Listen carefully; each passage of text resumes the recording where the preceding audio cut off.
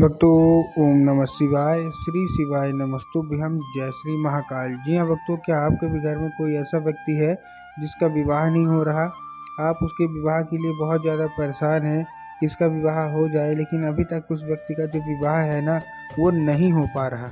आप बहुत ज़्यादा पंडितों से मिल चुके हैं, बहुत ज़्यादा उसकी कुंडली भी दिखवा ली, लेकिन फिर भी उसका जो विवाह है ना, वो होने का नाम नहीं ले रहा।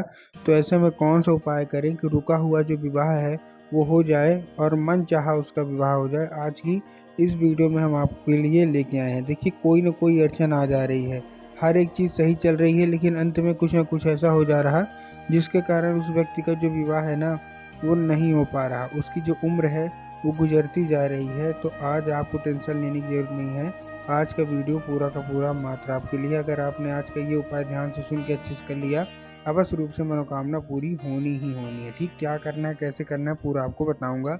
लाखों लोगों को इससे फल भी मिला है, बहुत सारे लोगों ने इसको प्रैक्टिकल करके देखा है, तभी जाके उनको फल मिला है। ठीक, देखिए अभी क्या है, अभी 5-6 महीना पहले की बात है, गुरुदेव की कथा चल रही थी। और गुरुदेव की कथा में जैसे कि आपको पता है कि लाखों की भीड़ आती है, तो गुरुदेव की कथा में क्या हुआ, लाखों की भीड़ आई। अब जब गुरुदेव की कथा में लाखों की भीड़ आई, तो वहाँ ज़्यादातर जो भक्त थे ना, उन्होंने क्या किया, जब भीड़ आ गई तो ज़्यादातर जो भक्त थे ना, उन्होंने क्या किया, पत्र के द्वारा, किसके द्वारा, पत्र के द्वारा अपनी मनोकामना गुरुदेव तक पहुँचाई। अब जब गुरुदेव की कथा में क्या है, पत्र पहुँचा, लाखों में पत्र आए, गुरुदेव ने कुछ पत्र पढ़े, तो वहाँ उन्होंने देखा कि ज़्यादातर लोगों का जो था मनोकामना था ना, वो केवल एक ही मनोकामना था। ज़्यादातर लोगों का जो माता पिता थे कि गुरुदेव, हमारे बच्चे का विवाह नहीं हो पा रहा, उसकी जो उम्र है गुजरी जा रही है, कोई 30 साल का हो गया, कोई 35 साल का हो गया, कोई 40 साल का, यहाँ तक कि 45 साल के भी कुछ लोग हो गए।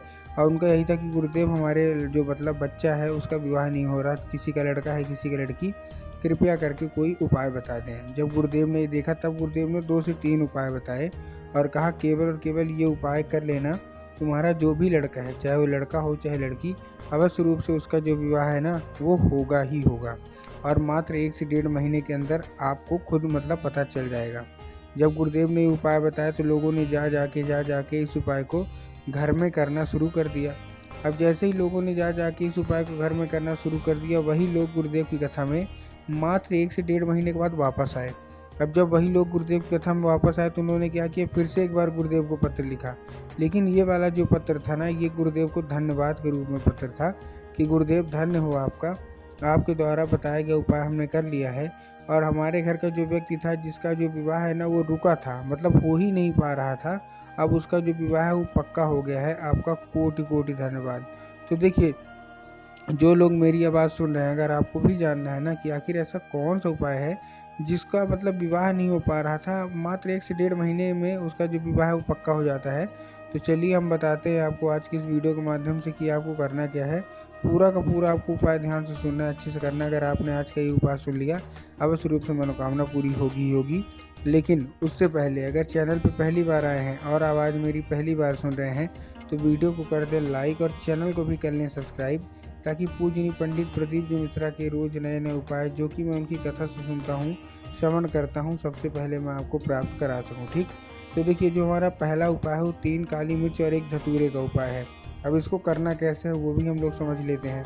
इस उपाय में आपको चाहिए क्या, 3 काली मिर्च चाहिए और 1 धतूरा चाहिए।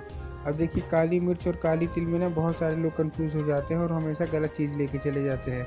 तभी गुरुदेव ने साफ साफ बताया है कि आपको क्या लेना है, आपको लेना है काली मिर्च, साथ में आपको 1 धतूरा चाहिए। ठीक, ले लिया।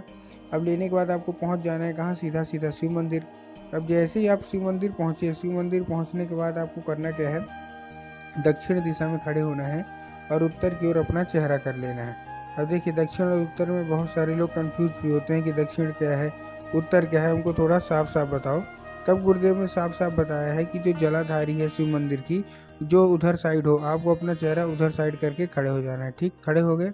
खड़े होने के बाद आपको करना क्या है, जैसे आप खड़े हो, खड़े होने के बाद आपको एक नाम लेके, महादेव का बहुत ही सुंदर सा नाम है कुंदकेश्वर महादेव, तो बस आपको करना क्या है, कुंदकेश्वर महादेव का नाम लेके, उन्हीं का स्मरण करके आपको चुपचाप क्या कर देना है, आपको अर्पित कर देना है बस। पूज्य गुरुदेव कहते हैं कि अगर कुंदकेश्वर महादेव की कृपा हो गई ना, तो अवश्य रूप से आपका विवाह मनचाहा होगा ही होगा। ये था हमारा कौन सा, ये था हमारा पहला उपाय। अब हम चलते हैं अपने दूसरे उपाय की ओर, जो कि 11 लाल फूल का उपाय है। ये भी उपाय बहुत ही लाभकारी है। इसको भी जिसने किया है उसका विवाह अवश्य रूप से होता ही होता है। ठीक, इस उपाय में आपको 11 लाल फूल चाहिए। अब 11 लाल फूल आपको कौन से लेने हैं? देखिए 11 लाल फूल आप कोई से भी ले लीजिए, गुलाब का ले लीजिए, गुड़हल के ले लीजिए, जो भी आपको पसंद आए आप 11 लाल फूल ले लीजिए। बस एक दो चीज़ का आपको ध्यान रखना है कि जो फूल है वो मतलब कहीं से भी ख़राब नहीं होना चाहिए, कहीं से भी कटा फटा नहीं होना चाहिए, पहली चीज़। और उसके अलावा जो दूसरी चीज़ आपको ध्यान रखना है फूल में, वो एक किस्म का फूल होना चाहिए। मतलब अगर आप गुलाब का ले रहे हैं तो केवल गुलाब का लीजिए, अगर आप गुड़हल का ले रहे हैं तो केवल गुड़हल का लीजिए। ये नहीं करना कि 2 फूल किसी और के ले लिए, 3 फूल किसी और के ले लिए, ऐसा आपको बिल्कुल भी नहीं करना। ठीक, फूल ले लिया। फूल लेने के बाद आपको करना क्या है, लेके पहुंच जाना है सीधा सीधा शिव मंदिर। अब आप शिव मंदिर जाएंगे तो आपके दिमाग में क्या होगा कि हम जाएंगे और बाबा भोलेनाथ के ऊपर अर्पित करेंगे, जो कि पूर्णतः गलत है। आपको बाबा भोलेनाथ के ऊपर अर्पित नहीं करना। आपको कहाँ अर्पित करना है? आपको माता शोक सुंदरी के ऊपर अर्पित करना है। अब देखिए, जिनको पता है कि माता शोक सुंदरी की जगह कहाँ होती है उनका तो ठीक, लेकिन बहुत सारे ऐसे लोग हैं जिनको यही नहीं पता कि माता शोक सुंदरी की जगह होती कहाँ है। तब गुरुदेव ने साफ साफ बताया कि जो जलाधारी है, जलाधारी के दाएं साइड, मतलब राइट साइड में माता अशोक सुंदरी की जगह होती है। तो बस आपको करना क्या है, माता अशोक सुंदरी की जगह पे 11 के 11 लाल फूल अर्पित करके जो भी इच्छा मनोकामना है सारा का सारा आपको मांग लेना है। पूज्य गुरुदेव कहते हैं कि एक बार करके देखिए, मतलब लगातार इसको 1-1.5 महीने करके देखिए, आप खुद ही देखेंगे कि आपके जीवन में कैसे परिवर्तन आ रहा है। ठीक, ये था हमारा कौन सा, ये था हमारा दूसरा उपाय। अब हम चलते हैं अपने तीसरे और आखिरी उपाय की ओर। इस उपाय में आपको लाल चंदन चाहिए। क्या चाहिए? केवल और केवल लाल चंदन चाहिए। अब जब आप लाल चंदन लेंगे तो लाल चंदन लेने के बाद आपको क्या करना है, पहुंच जाना है शिव मंदिर। ये जो मैं आपको उपाय बता रहा हूँ अंतिम वाला, ये जो भी आप सुन रहे हैं, ये विवाह का सबसे बड़ा उपाय है। ठीक है, जिसका भी विवाह नहीं होता ना, इससे करने से अवश्य रूप से विवाह होता ही होता है। अब आपको इसमें लाल चंदन लेके पहुँचना है सीधे सीधे शिव मंदिर। अब जैसे आप शिव मंदिर पहुंचेंगे, शिव मंदिर पहुंचने के बाद आपको करना क्या है, आपको अभी मैंने आपको माता शोक सुंदरी की जगह बताई ना, आपको उसी जगह में माता शोक सुंदरी की जगह पे अपने दाहिने हाथ की कोई एक उंगली से, मतलब राइट हैंड की कोई एक उंगली से 3 बार बिंदी के रूप में आपको टीका लगाना है। कितनी बार? 3 बार आपको बिंदी के रूप में आपको टीका लगाना है। अब बिंदी के रूप में टीका लगाते लगाते आप अपनी मनोकामना भी बोलते रहिएगा। ठीक, उसके बाद 5 मिनट तक आप खड़े रहिए, हाथ मत धुलिएगा। 5 मिनट तक आप खड़े रहिए। खड़े रहने के बाद आपने जहाँ टीका लगाया उसी को उंगली को फिर टच करना है, उसी उंगली को मतलब क्या करना है, फिर से टच करना है। ठीक, कर लिया।